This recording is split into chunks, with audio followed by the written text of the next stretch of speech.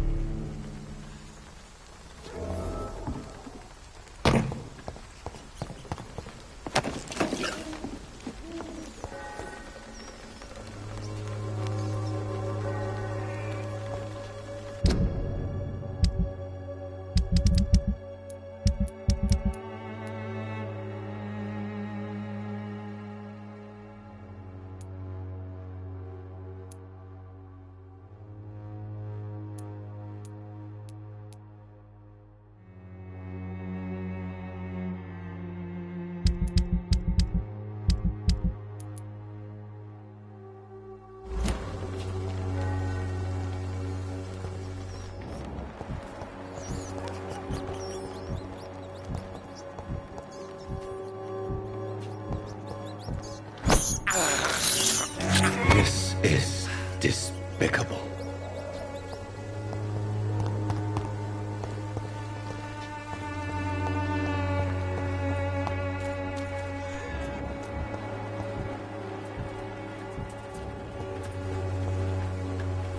Excuse me, sir. I have a few questions for you. Another journalist? I'm not a journalist, I'm a doctor. A doctor, you say? It's quite a rare breed in this part of town. Really? But still, here I am. Dr. Jonathan Reed, at your service. I'm Joe Peterson to some, but Colossus Joe to most. And I don't remember asking for your service, sir. Have you heard of a nurse named Dorothy Crane? She's a colleague of mine, and is supposed to live around here. Dorothy Crane? Yeah, I know her. One of the few good souls who dare to help the sick around here. Could you please tell me more about her? She's a nice girl. Tries to help the migrants. I offered to give her a hand, but she said my reputation would attract too much attention.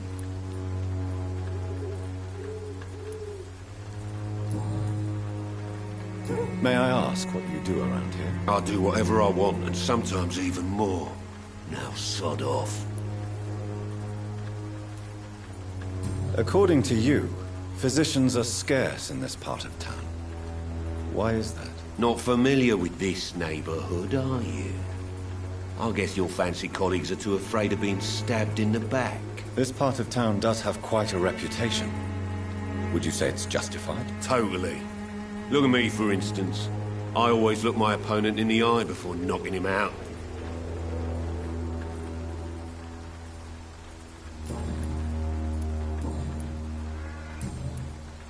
Goodbye, Mr. Peterson.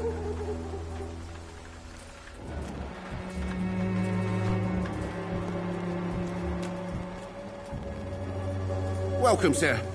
Please, take a browse of my wares. I am Dr. Reed. I would like to ask you a few questions, if you don't mind. Doctor? Interesting. I'm Barrett Lewis. Usually I don't have time to waste with talk, but at this hour of the night I can hardly refuse. Have you heard of a nurse called Dorothy Crane? Nurse Crane? So the bitch really is a nurse, then?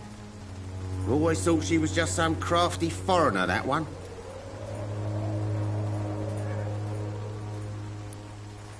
So she's trying to help her fellow immigrants. Why would that make her a villain? Dorothy Crane ain't even a real name. Something like Dorothea Craniu. Something like that. Came to England fleeing the war, I was told. That doesn't explain why she irritates you so much. Your precious Nurse Crane gives away medical supplies and prescriptions for free. I offered to sell it for a fair cut, but no. Miss Crane wanted to play the quiet saint. How is business around here? Business? I have no business. Between this racket, theft, and customers getting scared, I'm losing money every day. I see. Sounds like you blame someone in particular for your situation. It's no secret Joe Peterson spends his time harassing merchants. But with me, he's trying to put me out of business once and for all. As a merchant, you see Whitechapel every day. Have you noticed anything out of the ordinary recently? Well, you mean besides the epidemic, the war, and all the usual crap? As long as I can remember, this part of town has been a bottomless pit, and no sign of the bottom yet. Violence is increasing in the borough. Yeah. A few nights ago, some blokes jumped me. Came out of one of the condemned workshops. Fever, madness, something like that. Where did this happen? Why did you go there? In the closed workshops nearby. I worked there as an apprentice in better days. Now I only go to find trinkets or tools. Too bad I was mugged, though. There was good money in that little box of loot I lost. Have you been hurt? No, but that's only because I ran like hell. Those men were raving lunatics, I tell you. Not even able to speak anymore, just screaming.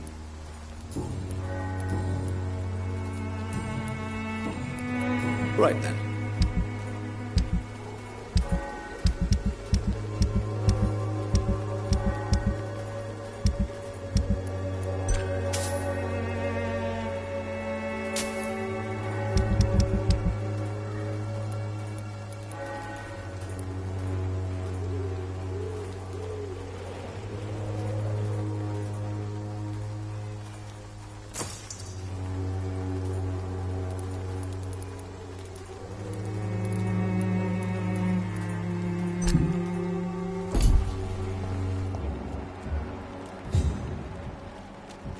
it's hard to believe, but this district has always been wretched. You again?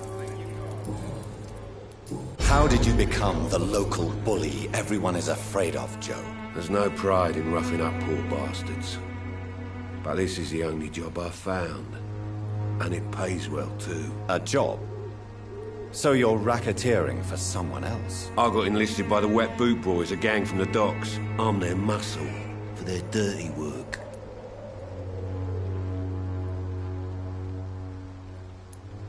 You survive at any cost, even at the expense of others. Perhaps that's just the law of nature. I don't care what you think, sir. I do what I have to do for my own reasons, and that's that. I'm not sure Mr. Lewis would agree with your by all means necessary philosophy, sir. Oh, do you really think he's the poor victim here? Barrett can be as sneaky as anyone. Long ago, I even called the bastard my best friend.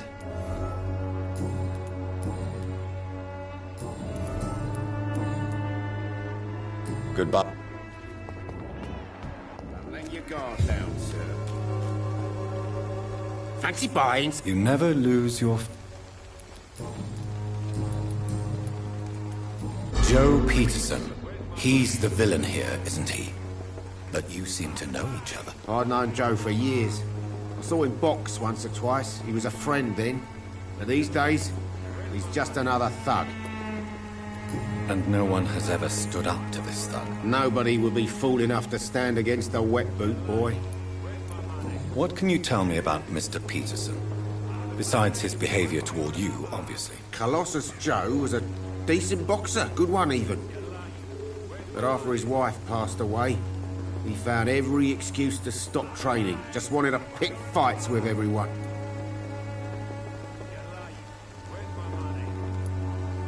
It's never easy to find a new path in life, especially after the loss of a loved one. But crime is certainly not the best option. We've all had some rough times, ain't we?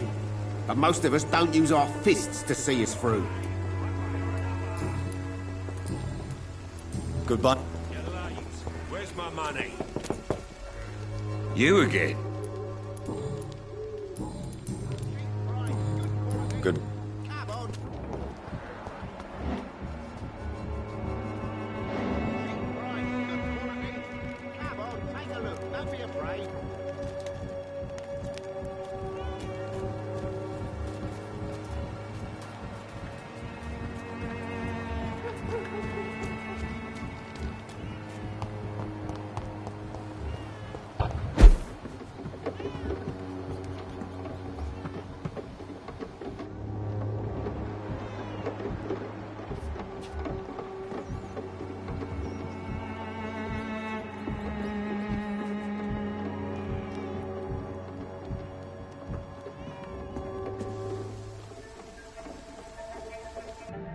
So you only hurt people because you care about me? Is that it? Don't be such a brat. I'll do what I must to provide us with food and medicine, that's all. Mum would never have let you bully an old friend like Mr. Lewis. Shame on you. Harry, I'm your father and I love you. But don't you ever speak to me like that again. What? You're gonna beat me too? Jesus. Give me patience.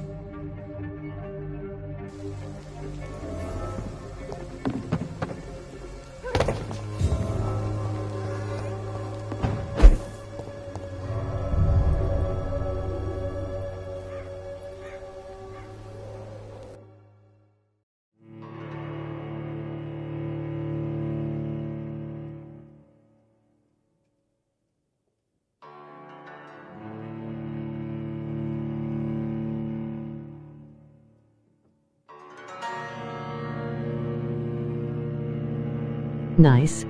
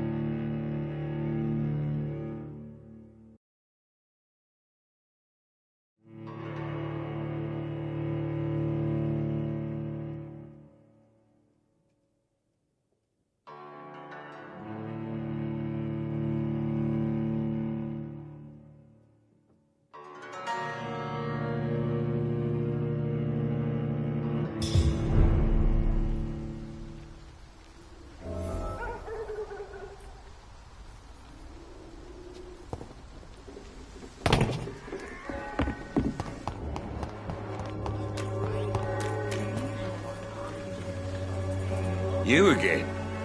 What do you want this time? Why is your relationship with your son so difficult? Harry and I are so different. Sometimes I wonder if he's my own blood. Seems he's ashamed to be my son. Why not change that then? If you used your strength to do good, perhaps Harry wouldn't feel that way about you. How dare you tell me what I should or shouldn't do with my boy? Who the fuck are you to interfere like that?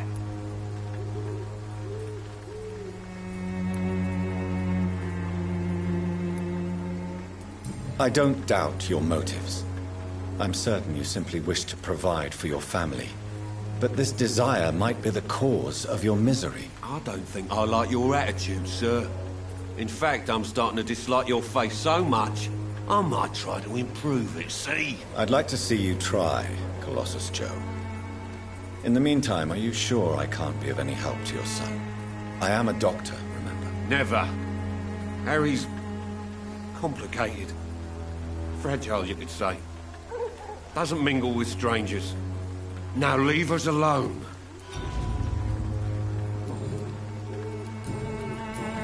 Goodbye.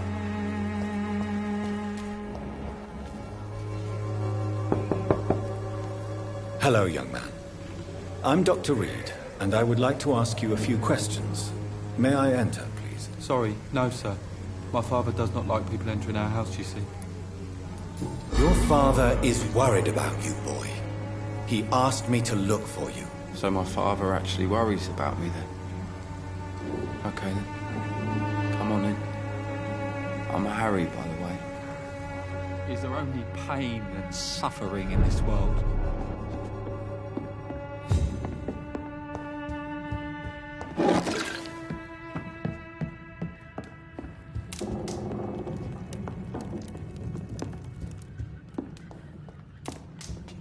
It's locked.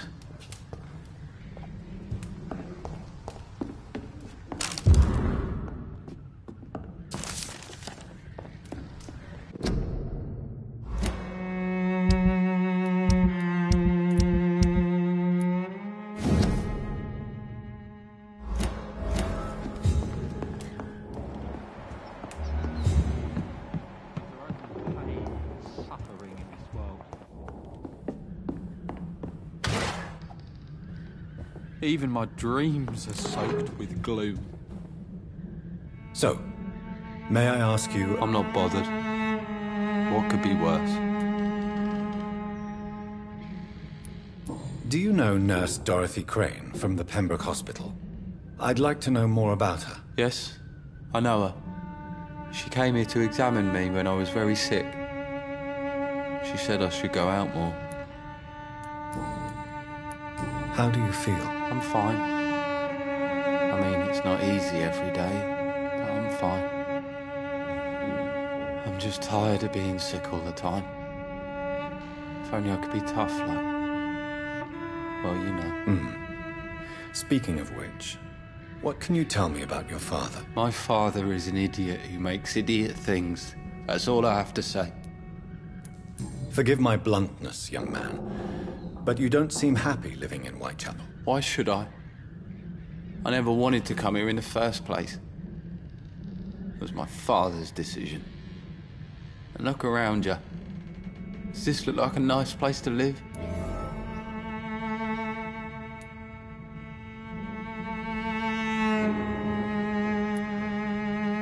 You have a roof over your head, a place to call home.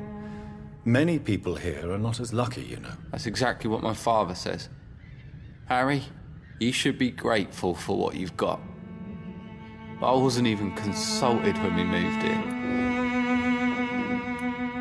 If life here is so terrible for you, why don't you just leave this place? Have you ever spoken to your father about it? I don't go outside. It terrifies me so. I went outside once without my father noticing and I saw terrible things. Bloody and frightening things. So that's why you stay at home all day? For fear of the epidemic? I'm not afraid of disease or death, Dr. Reed. It's the living I'm afraid of.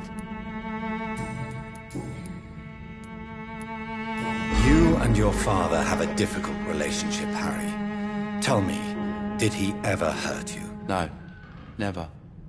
My father can be brutal and rude, violent even. But he never touched an hair on my head. What is going on between you two then? It's his job, if you can call it a job. He bullies people. Men and women we know, like poor Mr. Lewis. It's just not right.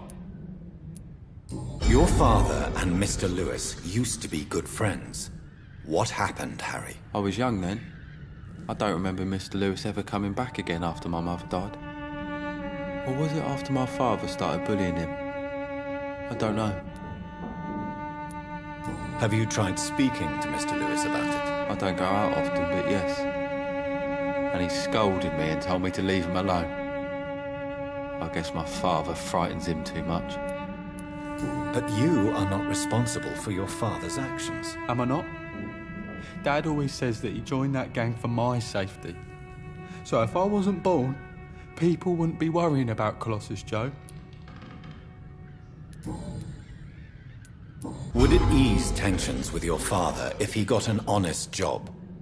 Because he tried, you know. I can't say. I'd be glad if he dropped his thuggish activities, but I'm not sure it would be enough. Why is that? Sometimes I suspect it's me, Dr. Reed. Or it's this life. It's like I can't find my place. Goodbye. So, I'm not bothered. do you need any medical? Yes, I do. You'll feel better with this. But you need to get a grip, young man. Medication alone won't cure melancholia. I'm not sure I'm happy with the idea of living long in a world like this. But I thank you for your concern, sir. Goodbye, young man. Is there only pain and suffering in this world?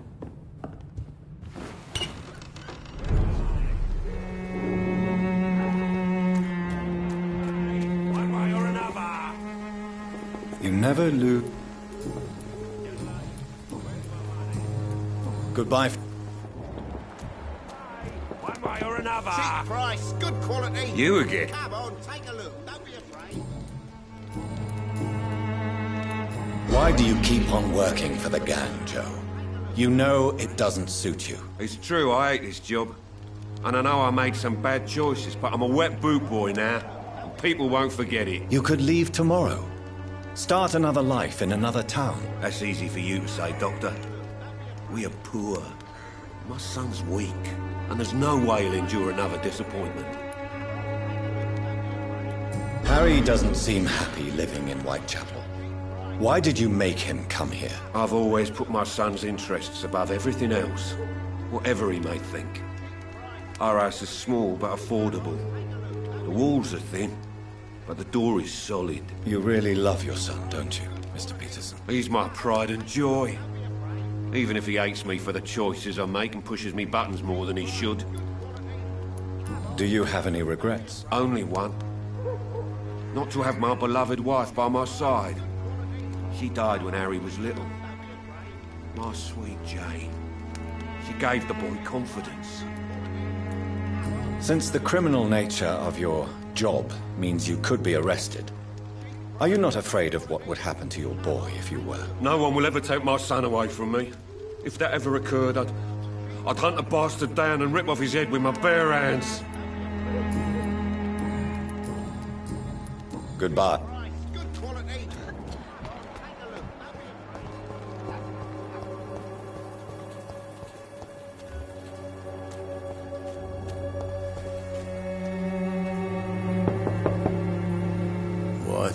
What do you want? Leave me alone. Good evening, sir. I'm Dr. Reed. I'm looking for Nurse Dorothy Crane. There is no Dorothy Crane here. Now goodbye. I'm afraid this medical leaflet says the opposite, sir. Really? Well, I'm afraid I'm going to close this door right now. Go bother someone else, Mr. Doctor. To enter that house, I must discover who this man really is. Maybe I could start by observing what he's up to.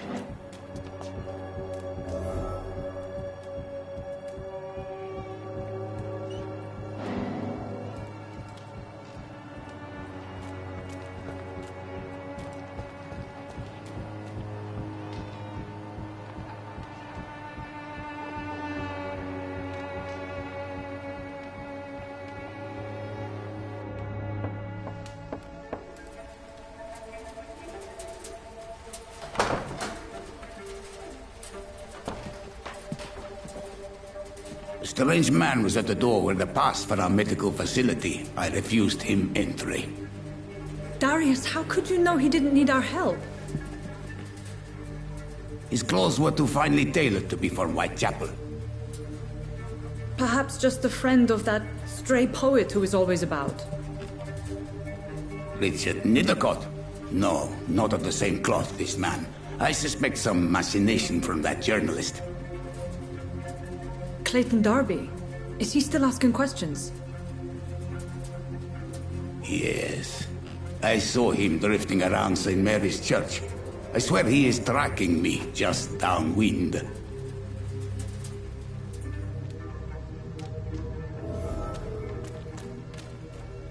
I must talk to that journalist or the poet. They must know about Darius. Nearby the church they just mentioned.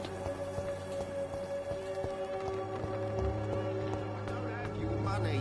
Come on, Barrett, you know the game. You pay for peace of mind. The walls of your home will not protect...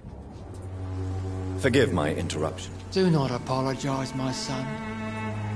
Father Tobias Whitaker is always happy to teach mortals about the incoming Armageddon. I am Dr. Jonathan Reed, and I just have a few questions. A scientist? You are much more lost than I thought, my son. Do you know Nurse Dorothy Crane from the Pembroke Hospital? I'd like to know more about her. I don't like the liberal ideas of nurses, but I especially abhor that Nurse Crane you mentioned. So, you're not exactly a fan of Florence Nightingale's work. But nurses are essential for modern healthcare. Nuns should be the only women allowed to take care of male patients. It's obvious only they have the necessary moral fiber. Why do you hate Nurse Crane more than other nurses? Before coming to London, she was a member of the communist resistance in her country. That's what happens when you let a woman get involved in politics.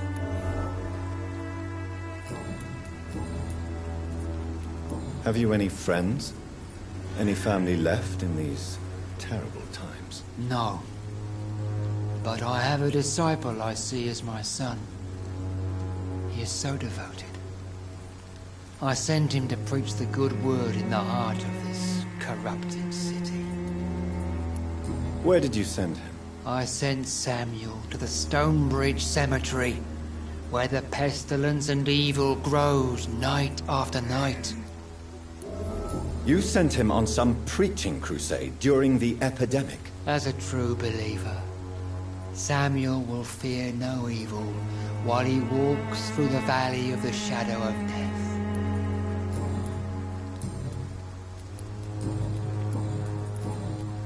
What do you mean when you say that I am more lost than you thought? All scientists are entangled in a world of causes and consequences, and most of them can't see the plain truth. Quite a judgmental opinion, if you ask me. But what do I know? Blinded by science as I am. But you are seeking answers, aren't you? Answers about the Armageddon about to strike the city. Answers about the hidden truth. Well, I suppose I can spare a few minutes listening to your so-called truth. As a doctor, you must be aware of the decimating epidemic. But let me tell you that this so-called Spanish flu is just the beginning of the end. What do you mean? The beast is finally revealing itself, corrupting the flesh and the heart of men. With my own eyes I have seen them, those minions from the abyss. Really? And what would be your answer to this biblical threat? We must fight the disease before this legion outnumbers us. But not with scalpels and microscopes. No. What is left then? Cleansing fire. Tell me, Tobias, what exactly is your plan concerning the cleansing of this city? God will recognize his own. More than once this city has risen from the ashes, hardened and purified by the flames.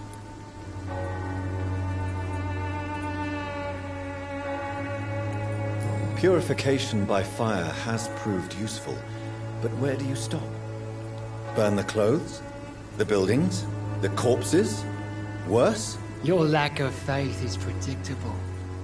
But my task is to convince rational minds like yours to see the light. This is God's will. You're mad. And dangerous. You're nothing but a soulless butcher. A small-time Torquemada. The Savonarola of Whitechapel. My son, if you think salvation is a free gift, go listen to the lies of that pompous fool, Joseph. Joseph, a fool? Vicar Larrabee of St. Mary's Church. While he continues preaching his fraudulent redemption, more and more people die in the streets. What do you mean when you say that I am more lost than... All scientists... Quite a judgment. But you are... I am. But the answers I seek are based on facts, not superstition.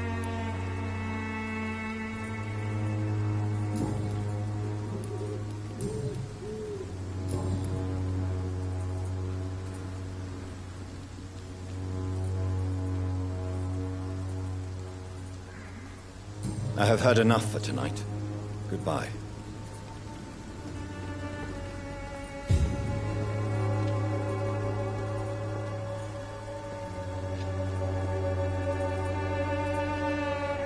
Soon the time will come when you will all be judged for your sins.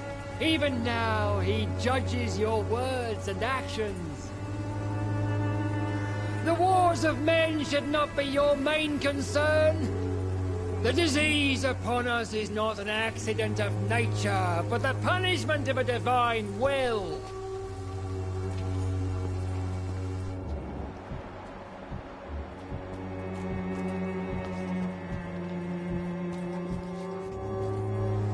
Excuse me, sir. Are you familiar with this part of town?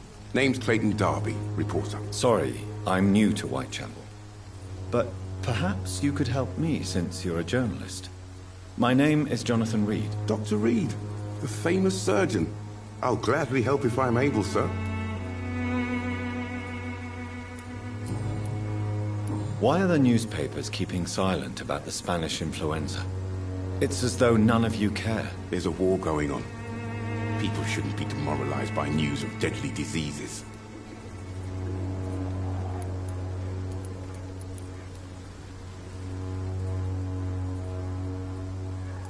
It's a disgrace. People are left to die alone. No one is properly informed of the risks. These are bad times indeed. So much for the glorious British Empire.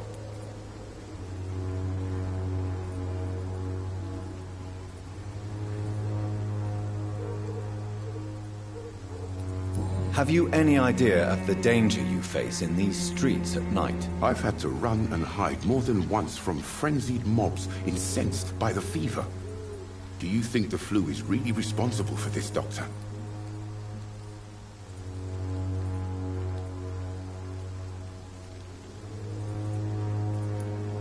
I'm convinced there is more at work here than a simple epidemic. Really? To be honest, I could say the same. Some of the sick I saw or heard of. My God, what happened to them? What is a journalist doing in this borough after sunset? He goes where none of his colleagues would dare to go, to inform the country. So you risk your life to reveal the truth. I saw many reporters do the same during the war. Whitechapel is the crucible of so many untold stories and tragedies. I want people to know them. That's quite honorable of you. But is the public interested? Not at all, sir. And that's why I'm an independent journalist, hoping to sell some stories.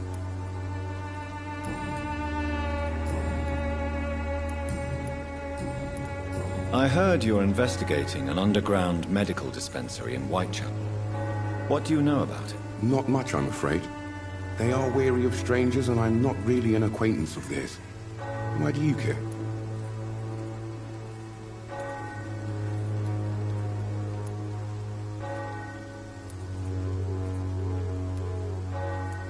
I'm a doctor, Mr. Darby.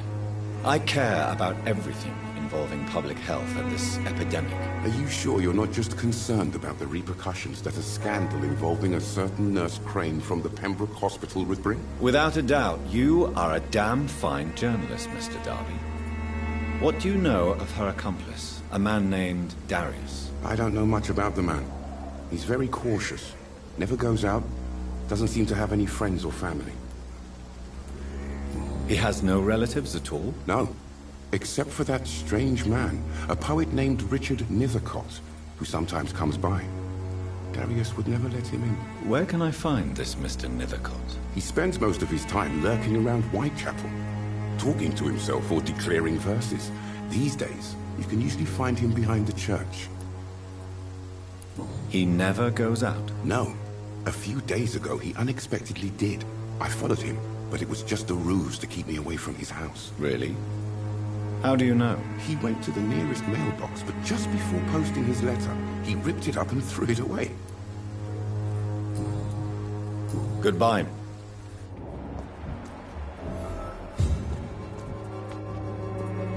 Good evening, Doc. Do you need a... That would be nice of you, Doctor. If you persist in investigating the most pox-ridden boroughs of London, you must accept the risks. Thank you, sir.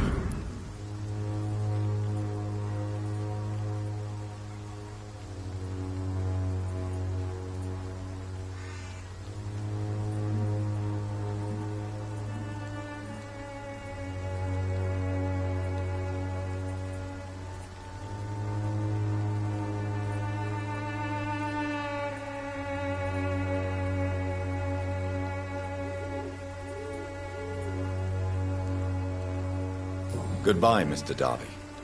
Farewell.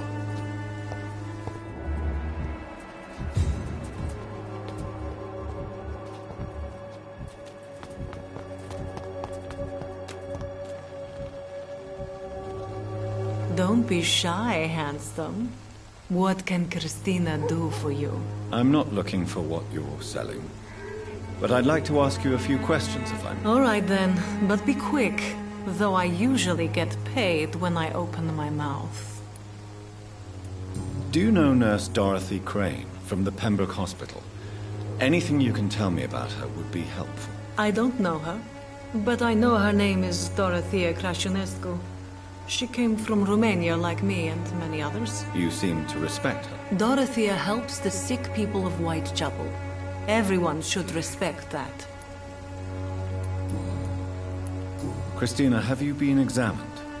The epidemic is spreading fast in London, and you could be exposed, or expose others. I don't like doctors or hospitals, but I don't like you asking questions. Considering your line of work, I assure you it is only a matter of time before you have health issues. If it is going to happen, it will happen. Right now, I need money. That's what's important. You can put your own life in danger, that's your decision. But what about your clients? If you're contaminated, you will put them in danger too. And you think that would worry me? If you knew the men I deal with, their health would not be what you'd worry about. Clayton Darby claims he will expose the crisis in Whitechapel to all of London. Do you believe him? I believe Clayton's courage will erode with time, until he finally leaves Whitechapel to start another fight somewhere else. Why this skepticism? How can you speak about starvation if you've never been hungry? Or about poverty? Or anything else you have never suffered from? Are you talking from experience? I've seen your type come here to get a good fuck in a cheap room or a dark alley before going back to their fancy houses in the West End.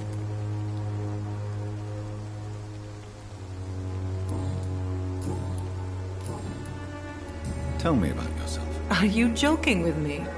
People don't usually come to see me for conversation. I have no interest in your work. I am, however, curious as to what led you into this career. Short story. The war, exile, and England. This country is not especially welcoming.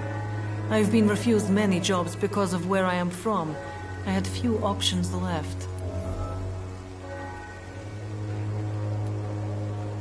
I always thought I was the master of my own fate. But now I know we don't always have control over our lives. I don't judge you. You know, this money is not only for me. I have good reasons to need this money quickly. But it is not your concern, Doctor. Goodbye.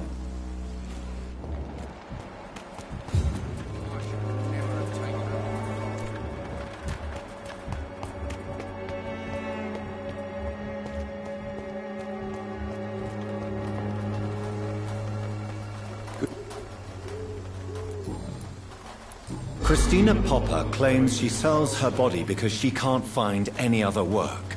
Do you believe her? Of course I do. Her story is exactly what I want my readers to understand. We live in an intolerant and divided nation. Do you think things will ever change, Mr. Darby? I believe the situation can only improve. And now that women can vote, I'm convinced things will change.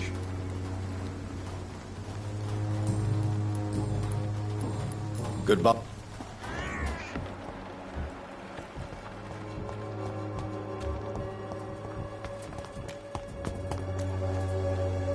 Good evening. Change you. Do you need any... It... I am shocked that you would think I am that sort of man. Forgive my suspicion. I'm so used to liars with good manners. Thank you, sir. Good...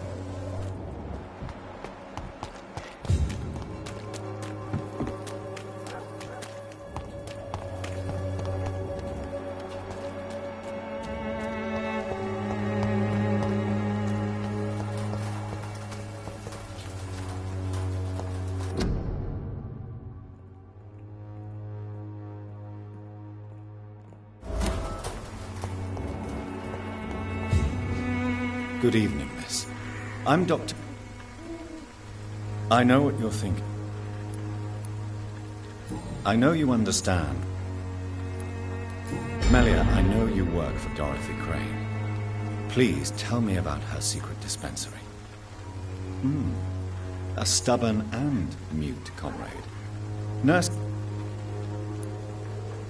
Very well.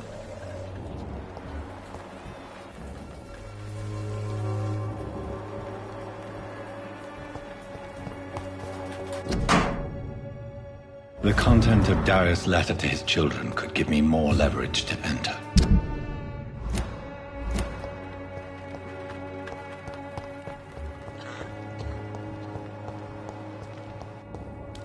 I cannot enter.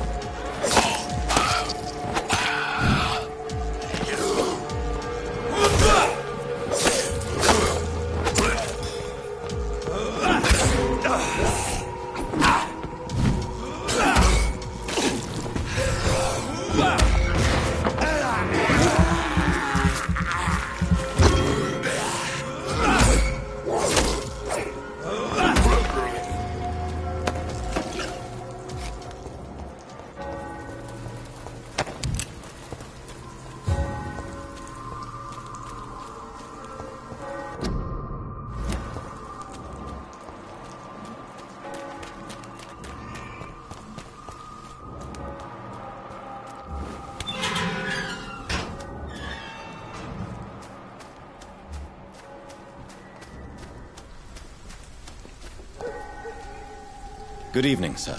Please be my guest. Really? I'm a poet, sir. Richard Nethercott, at your service. May I ask what you're doing at this hour of night, sir? Do you live here? Not at all. I'm just enjoying the pleasure of a quiet walk. Though night talks are always preferable, if you ask me. Especially with strangers. But are you not afraid of the epidemic? Oh, why should I? I see some equity in the Spanish flu. No flesh should be saved, say the scriptures. Good or evil, rich or poor, all are equal in the eyes of the flu. If you say so. But as a physician in a time of epidemic, I must caution you to avoid unnecessary exposure, sir. Thank you, Doctor. But we both know the seeker of truth has to go boldly where the weak dare not.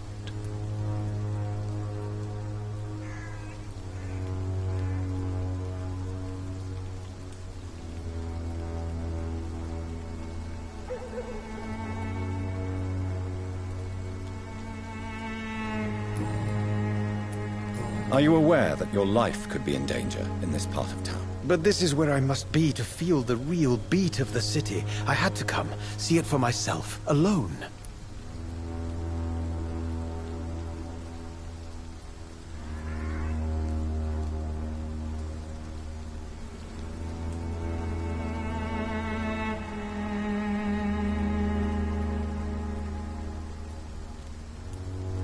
If some misfortune came upon you, who would be here to help you? Well, you, for a start, my dear Doctor.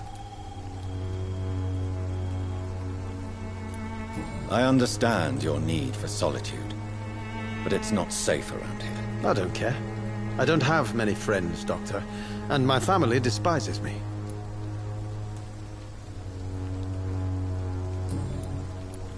What are your thoughts on the terrible situation in this city? Terrible, you say? No. Of course, the death of so many innocents is a tragedy, but the scourge has not been all bad for the city. Oh, no, sir. What are you talking about? Do you remember London before the flu? Noisy, cacophonic, quiet nowhere to be found. And now, listen to this oddly peaceful silence.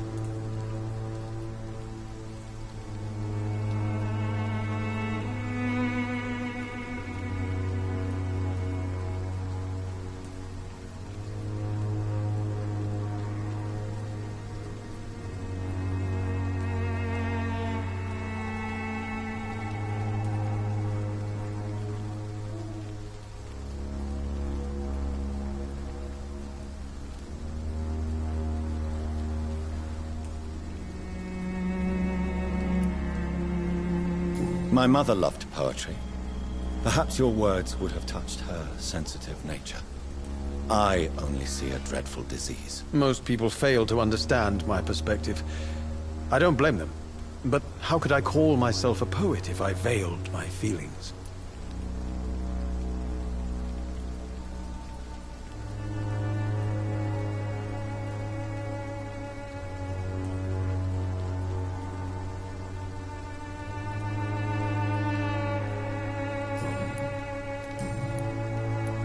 Tell me, Mr. Nethercott, why seek inspiration in Whitechapel? The place is not beautiful per se, but how to explain it? Stirring and challenging.